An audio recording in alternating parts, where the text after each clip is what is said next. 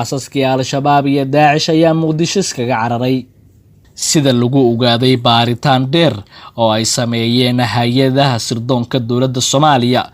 Waxaa xaafadaha Muqdisho ay ka kooban tahay ka farxaday oo ka cararay xaasas ay qabeen sida la rumaysan yahay xubno ka tirsan dagaalyahanada Al-Shabaab iyo Daacish. Dowladda Soomaaliyana dagaal kala soo horjeeda.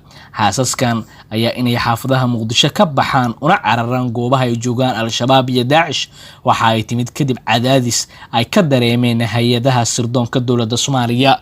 Dhowrkii toddobaad ee la soo dhaafay waxaa jiray guryo ku yaala degmooyinka kala duwan ee Muqdisho oo xog ay heshay hay'adda nabad sugidda iyo sirdoonka Soomaaliya NISA lagala baxay saraakiil shabaab ah iyo kuwa kale oo la aaminsan yahay inay Daacish la shaqeeyaan.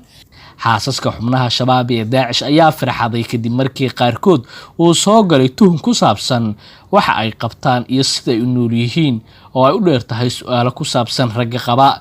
Qiyaastii in ka badan 40 haween ah oo ilo wareedyo sheegeen inay xaasas u yihiin Al-Shabaab iyo Daacish ayaana maalmihii u dambeeyay Muqdisho iskaga cararay iyagoo u baxsaday deegaano ka tirsan gobolada Shabeellada Hoose, Shabeellada Dhexe, Baaya Bokool iyo labada Juba oo ay shabaab inta badan ku xoogan yihiin.